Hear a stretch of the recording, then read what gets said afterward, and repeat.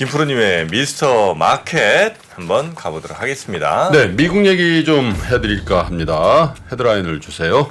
네.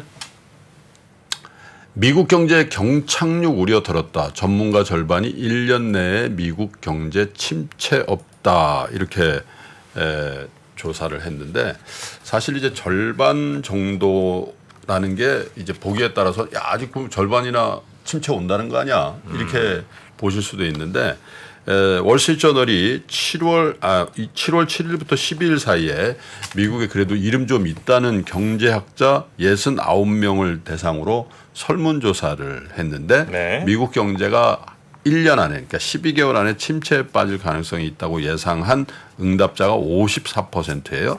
그러니까 앞서 두 번 조사를 했는데 이때는 61%가 네. 나왔어요. 그러니까 불과 뭐 한 달여 기간 동안에 전망치가 상당히 변했다라는 데 있어요. 7%포인트라는 건 사실 이 사람들은 뭐 이렇게 트레이더나 펀드 매니저를 대상으로 조사한 게 아니라 경제학자를 대상으로 조사했다는 의미가 있어요. 왜 경제학자 잘 안 바꾸거든요. 근데 경제학자들 중에서 이거 아닌 것 같은데 침체 안 올 수도 있겠는데 이렇게 생각하는 사람들이 이 정도면 꽤 많이 줄었다라는 거죠. 그러니까 침체 올 거라는 생각을 한 사람들이 꽤 많이 줄었는데 이게 2020년 8월 이후 정기적으로 하는 조사에서 최대 폭으로 감소를 했다 이런 것. 차트를 한번 보여줘 보세요. 그러니까 요게 이제 차트를 보시면 지금 현재 보시면 2023년 저건데 꺾이는 겁니다. 저게 보면 60% 정도 이상에서 꺾여 내려오고 있죠. 근데 저게 한번 꺾이면 방향성을 좀 잡아요. 그래서 현재 미국에서 미국 경제를 보는 우호적인 시각들이 좀 확산되고 있다.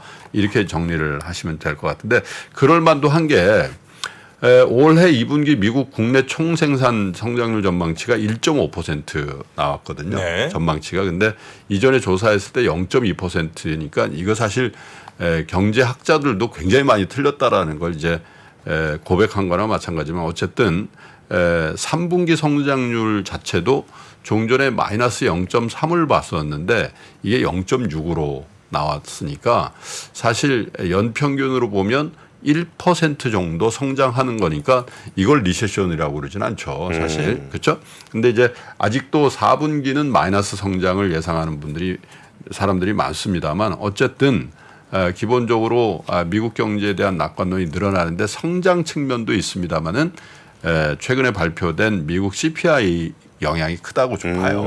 미국 CPI가 3%.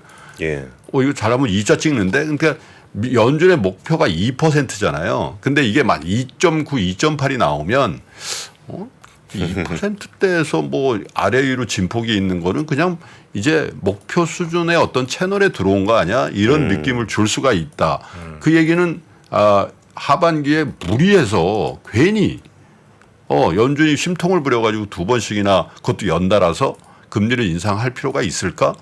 더더군다나 내년 가서 금리를 계속 올릴 가능성은 이제 전혀 없고 이게 이른바 얘기하는 피봇이 들어올 가능성에 대한 토대를 마련한 거다. 이렇게 보는 시각들이 있기 때문에 경제학자들의 하반기 경제 전망 자체를 바꾸게 하는 거죠. 예. 여기다가 확인사살이라고 할까요? 쐐기를 박는 게 지난 6월에 생산자 물가지수가 전년 같은 동기 대비에 0.1% 올랐거든요. 네. 그러니까 이 부분은 통상 우리가 레깅합니다 이런 얘기를 하잖아요. 예. 생산자 물가에 소비자 물가가 레깅한다. 그러니까 시차를 두고 반영된다라는 걸 봤을 때 미국의 PPI의 이 하락세 상승분을 반납하는 거는 굉장히 의미가 있다. 이런 이제 전망들을 하는 거죠.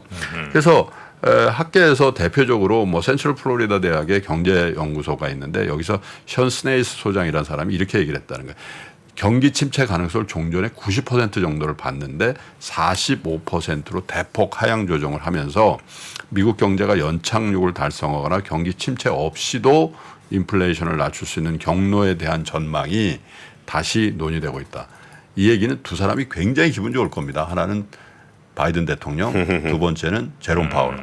나 아서번스 안 될 수도 있겠는데 이런 느낌을 이제 근데 사실은 만약에 정말 이 시나리오대로 간다면 대단한 일을 하는 거죠. 왜냐하면 기준금리를 0%에서 5%까지 올리면서도 연착륙을 이끌어냈다. 그러면 이제 평가를 완전히 다르게 할 수 있는 그런 이제 입지를 갖게 되는 건데 예를 들면 블랙록이라는 데가 있잖아요. 블랙록이 글로벌 최고 투자 책임자 CIO죠. 릭 라이더라는 사람이 어제 블룸버그에 나서 뭐라 했냐면 경기 침체 우려는 지나치게 과장됐으며 소비자들이 서비스업을 중심으로 지출을 늘리면서 경제를 안정시키고 있다. 소비가 아직 살아있다라는 얘기를 이제 한 거죠. 그래서 당연히 이런 얘기들을 하는 사람들은 S&P를 비롯한 미국의 3대 지수가 앞으로도 이 지금까지 올해 들어서의 상승세를 계속할 수 있다라고 이제 주장을 하는 건데 한번 생각해 보시라고 이제 말씀드린 겁니다. 이분들의 얘기를 일방적으로 여러분께 이게 맞습니다라는 얘기를 드리려는 건 아니고 여러분 스스로 한번 생각해 보시기를 바라는 거죠. 지금 우리는 미국의 나스닥 지수 박병창 이사님이 가끔 보여드립니다마는 거의 전고점을 향해서 가고 있는 그죠?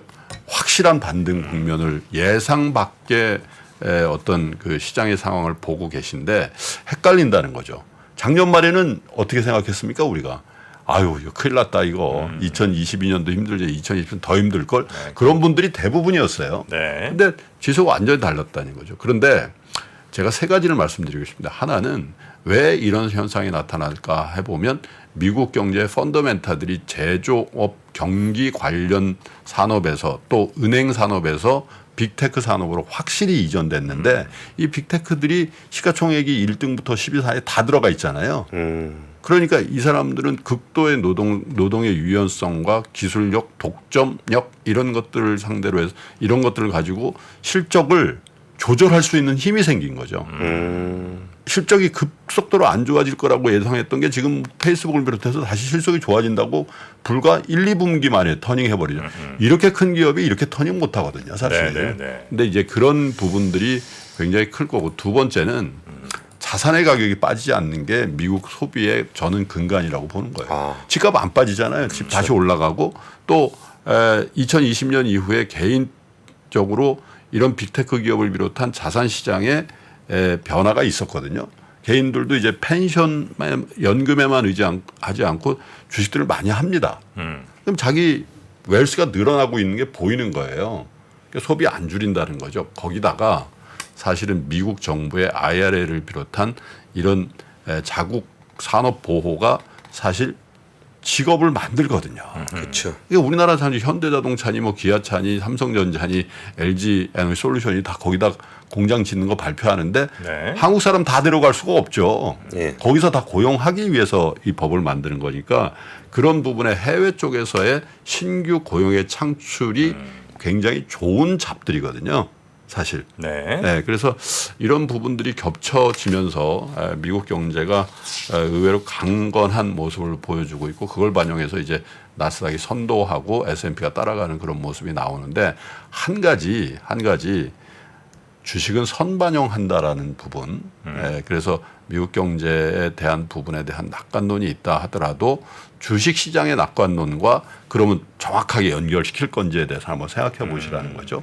우리가 미국 경제에 대한 불안감을 정확하게 연결시켰다면 상반기 투자는 굉장히 낙제점이겠죠. 그렇죠. 그죠? 근데 지금은 그러면 이런 낙관론을 또 정확하게 미국 시장, 미국 주시장에 투영을 시키면 그 퍼포먼스가 어떻게 될지에 대해서는 3개월이나 9개월 혹은 1년 정도 있다가 좀 평가를 해볼 나름인데 네. 한번 지켜보시고 여러분들은 한번 여러분들의 스스로의 뷰를 한번 갖추는 그런 계기를 좀 가져보셨으면 좋겠습니다. 네. 그러니까 그 사실 몇 달 전에 그 노랜딩 시나리오라고 있었잖아요. 그때 분위기 좀 나는 것 같아요 요즘에. 뭐 소프트 랜딩이냐 하드 랜딩이냐 그러다가 뭐 노랜딩 아니냐 뭐 그랬던 때가 있었는데 지금 김프로님 말씀대로 그 미국에서 IRA 한다 그래서 미국에다 막 공장 만들고 막 그러고 있잖아요. 그러면서 사실 그 제가 만약에 테슬라 CEO라면은 미국에서 만든 전기차는 미국에다 팔 것 같아요.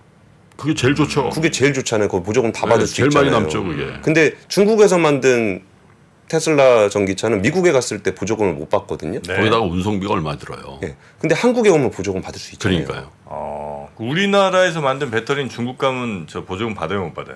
못 받죠. 아 그래요? 그러니까 뭐 규정이 되게 애매하게 돼 있어요 거기는. 우리나라도 뭐 좀 해야 되는 거 아니에요 그러면? IRA 같은 거? 그러니까 이게 과거에는 그렇게 하는 게 다 WTO 위반이었는데 우리나라는 일방적으로 여기저기서 터지고 우리는 그냥 그 미국에서 당해서 거기서 공장 만들고 뭐 중국에서 당해서 중국은 왔는데 또 근데 보조금 들어오는 줘야 건 또 되고. 우리는 규제도 없고 그죠. 보조금 주고. 예. 그게 좀 되게 아쉽더라고요. 네. 근데 이게 이렇게 하는 게 누굴 위해서 좋은 거예요, 도대체? 남들을 위해서 좋죠. 보조금 우리는 다 주고. 그러니까 소비자 입장에서는 선택권이 넓어졌다는 측면에서 좋은데 아니 그 소비자가 또 그 회사에 고용돼야죠. 우리 기업들이 고용을 해줘야 그 소비자 월급을 받아 소비를 하지. 알겠습니다. 일단 뭐 우리 너무 그냥 어쨌든 그 보조금이라는 게 결국 그 기업에도 좋은 일 시켜주는 거 아니에요? 많이 그죠? 팔리니까 좋죠. 예. 그 세금으로 결국은 이렇게 해주는 거 아니에요? 예, 맞습니다. 네, 요건 한번 저희가 이게 다 공정하게 혹은 뭐 공평하게 가고 있는 건지 좀 따져보는 시간 좀 가져보도록 하겠습니다. 네. 자, 우리 권수리 기자님 오늘 뉴스3 고생 많으셨고요. 내일 뵙겠습니다. 예, 감사합니다. 고맙습니다. 아시아 외환 위기 이후에 글로벌 경기가 안 좋아질 것 같으니까 미국이 금리 인상을 천천히 하게 되거든요. 근데 이때 IT 관련 산업이 굉장히 빠르게 성장을 하는데 금리 인상이 생각보다 늦다 보니까 이게 뭘 만들게 되냐면 닷컴 버블을 만들게 됩니다.